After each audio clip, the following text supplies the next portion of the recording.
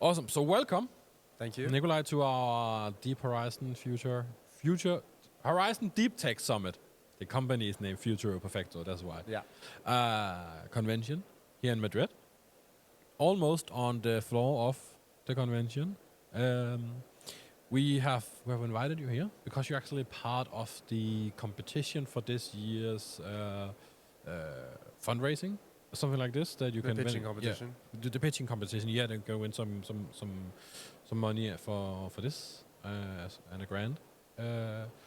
And you and your company is part of this, and we would love to learn more about this, of course. But before we go down that road, let's wind back a little bit, and have a few words about yourself, where you're from, some educational wise, what leads you to creating and being part of the company you are here with today.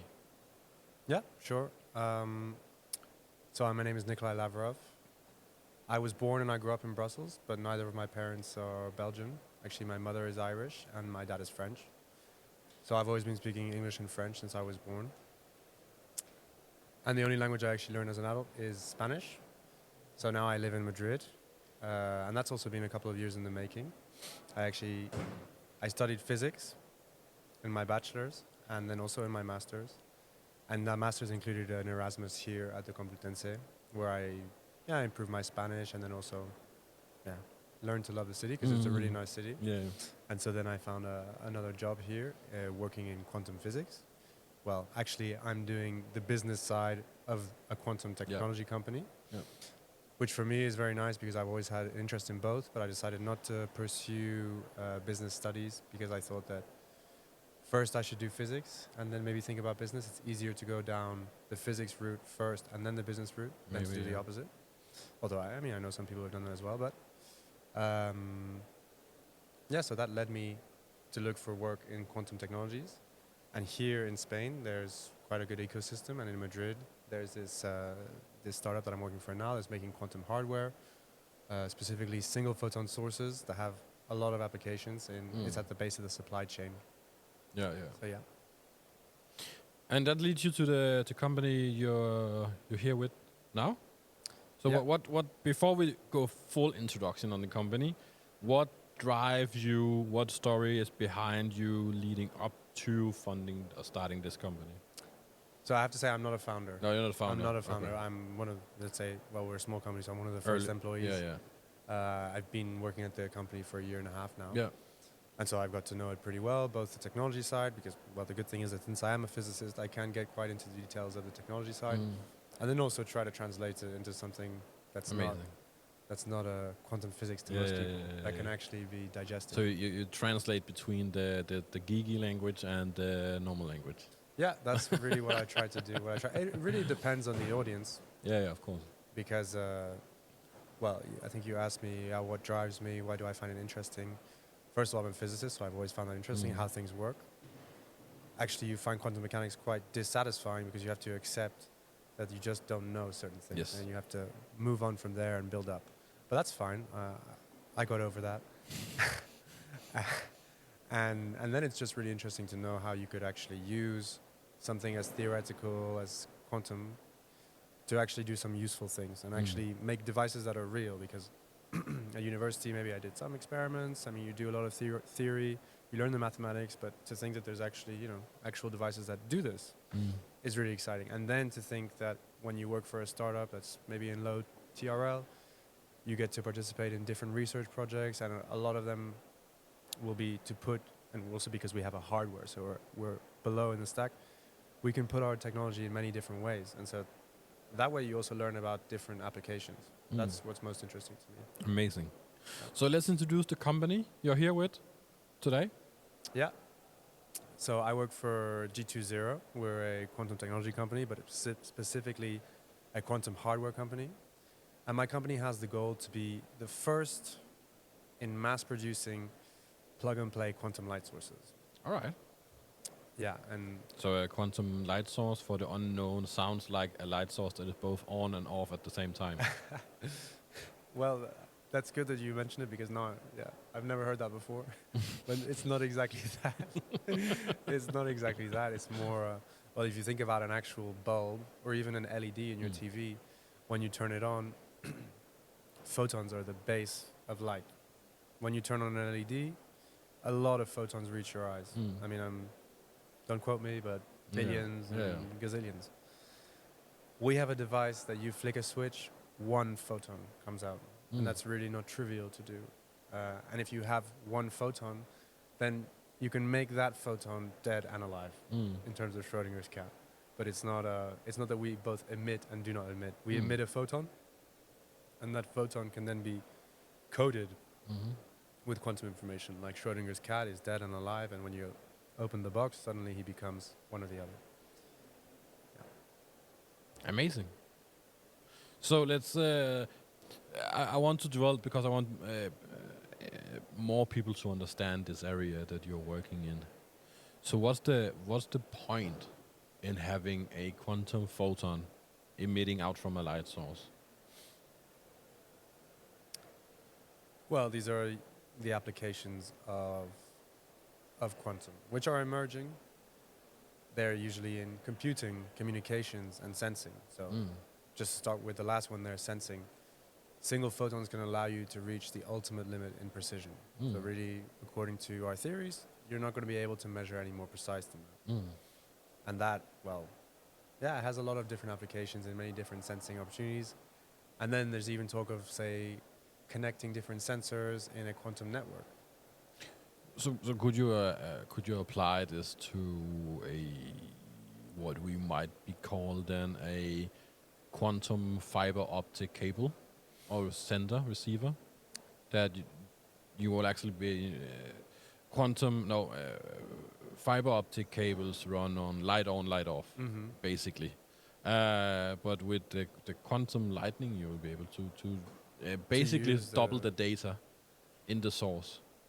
Well, someone was asking me why you want a photon. What's useful about a photon as a qubit, as quantum information? Yeah. One of the reasons why is that it keeps its information even at room temperature, but another reason is that you can send a photon through fiber optic cables. Just like, I mean, a photon is light, and we already send light through fiber optic cables. Of course, it's not the same thing, because it's like you're trying to find a needle in a haystack. We have one photon, and we want to be able to read that we're sharing the communication channel with the internet, with all of the data of the internet. So it's not necessarily about doubling the rate that you can send information through fiber optic cable. It's different kind of information. Yeah, sure. But yes, it's ongoing, and that's obviously the goal, to be able to make a device that emits into a fiber optic cable. And not the only goal, but one of the very important goals, especially. It was one of the goals for you as well. Technological on the roadmap. Yeah. On the technological roadmap, of course, it's mostly part of quantum networks. And in quantum networks, you have several applications like quantum key distribution, which basically is a digital security solution that is safe by the laws of physics. You also have the idea of connecting distant quantum computers to make a more powerful one, so distributed quantum computing. So yeah, these things will need to go through fiber optic cables, and then you have to make a network. That's already happening in Europe. Actually, in Madrid, there's quite a extensive quantum network, and all over Europe it's happening. Yeah. So the stage of the application of quantum light is still it's not too many hands-on applications right now. Well, I wouldn't say it as centering on quantum light sources. Yes, there are plenty of applications, because you have to look at quantum itself. Quantum applications, there are plenty of them. They are still being developed. For example, in quantum computing, we're still looking at how we can make new quantum algorithms and apply them to, I don't know, banking, drug discovery, loads of things. These things are still being developed. Yeah. So you have to understand that what we make, quantum light source, is at the base of that. It's an enabling technology. So it has plenty of uses. Then you have to ask if it's enabling technologies that really are very useful. And yes, it is, because I was talking about the quantum networks with quantum key distribution or distributed quantum computing, and then of course eventually quantum computing. Yeah. So So you yes. build. You're taking a step back, not just doing but doing a quantum computer, but taking a step back and basically rebuilding the technology we use We're part to of the build stack. a quantum computer that For is more example. efficient in the future. Well, there's many different ways of making a quantum computer, and you don't want to. I'm No, not but a hopefully researcher. the technology you guys are developing Uh-huh. will be a part of the technology we use to quantum Yes. computing in the future. Yes, that's definitely a possibility. I mean, quantum is still largely in a research and development phase, so we are definitely in there as something, as an option. Actually, our unique proposition is that we have a roadmap to make our devices at scale, so in large volume, which is really not trivial. And there's, so far, of course, it's an open problem, but so far no one is able to make the volumes that we expect will be needed, for example, to make a quantum computer or to make an extensive quantum network. Yeah. So, how's the pitching competition been going so far? Yes, great. So it happened yesterday in the Palacio de Santoña, which was a really amazing venue. I didn't expect that. I listened to everyone, but I also spent some time looking at the ceilings. And yes, it was a 3-minute pitch, 2-minute questions, some good questions, and also a good opportunity to speak to the crowd afterwards. So I did my pitch for 3 minutes, had the questions, and I think after that I was probably around for another half hour or hour just speaking to people. And then, in the whole event, obviously there was a lot of chance to talk to people, and some of whom had come to the pitch, so it was great. Yeah. So, how did you land in the competition? I think it's being announced later. Oh, okay, it's being announced later. Okay. Yeah. I think at 6:30 or so. Ah, okay. So we'll know later. So you're excited at the moment? Yeah. Well, we'll see. Yeah. Okay, so But yeah. yeah. We're excited to see if. It's true that quantum, it's exciting. So I think people appreciate that. So we'll see. Absolutely. But again, it's what might scare some people off is that you're rebuilding base technology rather than saying this is just you're not saying I'm going to make a laser toaster or something I stupid. see. So you mean instead of. It's not physical direct applicating to a average user. But do you mean quantum light source, or do you mean just quantum light in source. general? Yeah. So I'm trying to understand that we're making something completely novel. Like Yeah. Yeah, but that's what I'm saying. You're rebuilding base technologies, like saying you're rebuilding electricity to quantum electricity.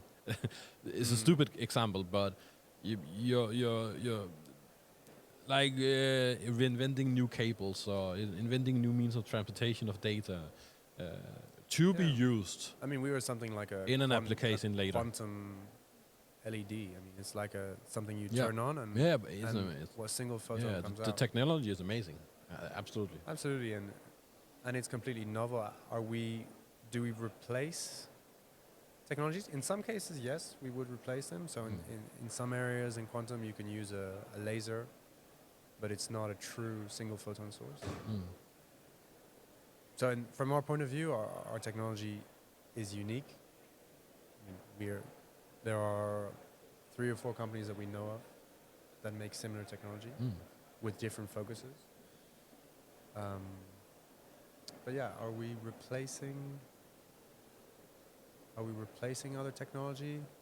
For us, no, because it doesn't exist. It doesn't really exist. Yeah, no, it's that's something. It's like for a lot of things in quantum. Yeah, we're looking for all the applications and everything, but it's like a completely new way of thinking. Yeah. So maybe. And that's what you're basically creating the new way of thinking. Yeah. And then one can take what you have built, your company have built, and then build something else on top of it. Yeah, like using a the quantum technology. network or a quantum computer, and then what are they building on top of that is another layer. Yeah, exactly. Amazing. Yeah. Really amazing. So what does for you and the position you're in and the knowledge you have, how does the future? I mean, we're still really early stage speaking quantum and quantum computing. quantum anything. What does the future look like for when you try to predict the future of quantum? Well, I don't want to damage the stock markets, but I doubt the reach on this podcast is big enough for this. a bit of sarcasm. That's my style. But well, part of my job is market research. Yeah. I'm not an expert through research. I have a master's in physics. I try to understand the technology. I try to read around it. And there's plenty of experts who do give their opinion. And so I try to read theirs. Yeah. And what can I say from what I read from them? We're probably looking at 5 to 10 years before things are useful. Mm. And in fact, there's still just a lot that needs to be proven. I mean, even in quantum computing, there's a lot that needs to be proven. Probably the most tangible application, the first really most tangible application that is doing something novel and cool is quantum key distribution. Because that is providing functionality that no other technology that we know of can provide. Because it's, provably secure through the laws of physics. For the rest, there's still a lot to be proven. I mean, also quantum sensing is one where really we will be able to do new things. For example, I was hearing someone else saying yesterday about seismography, about being able to predict earthquakes, or a defense application was being able to detect submarines or something like that from a satellite. So where are we? We're still in a research and development phase. Yeah. You need to calibrate your meter of, is this real? Yeah. Is this just hype? I mean, what one might have thoughts about in a more in a little doomsday way is what happens when we combine AI and quantum computing. So we give AI the quantum computing power behind it, and is that the turning point at which we will be taken over by Skynet and Terminators? Yeah, well, I think it's the problem with that is AI is like it's a level on top. I mean, yeah, exactly. I mean, with AI quantum we're today talking doesn't about even exist. we are kind of talking about hardware. I mean, there's novel algorithms, but yeah, I'm not an expert on that. Of course, I know that there is talk of quantum machine learning and different ways that you can use quantum with AI. Yeah, I'm just trying to see what is the future for quantum anything. Well, yeah, I think it will start in niche places. Like I said, the application for quantum digital security, that's one that will be very interesting. Yeah. Then for quantum computers, it's true that there's proof of concepts that are being done. You see it between, for example, the big bank and IBM, and plenty of companies, even those that are here. But it's still very much in a research phase, and not just in a research phase of building, but also in a research phase of using. Yeah. So announcement, all speakers, please remember to check the time so you're not missing your roundtables or sessions, because some of the sessions are starting in 6 minutes at 3:30. This is one of the disadvantages of being straight on the floor of a convention. Do you do this a lot? We do, yeah. Yeah. It's my first time though having that loud of a speaker. Yeah, I think we're right under one, so it's perfect. But amazing. That was all the time we had, actually. Great. Yeah. So thank you so much for joining the podcast. Thank you. It was a Very nice. pleasure learning more about quantum lightning. Quantum light sources. Like quantum light sources, yeah. Single-photon light sources. A todos nuestros speakers en el área VIP, por favor, asistir a sus roundtables. Algunas empiezan en 5 minutos. Atención a nuestros speakers en el área VIP, por favor, asistir a sus keynotes, roundtables y workshops. Muchas gracias. I think I'll have to do a B-roll and outtake of all the breaks. There's going to be a fair amount of editing for you, I think. Yeah. But yeah, quantum light sources emit single photons. Yeah. So Awesome. yeah. Well, good luck. We'll see what the result of the competition will be. Perfect. Amazing. Thank you so much. Thanks a lot. What's your name? Christian. Christian. Nice to meet you.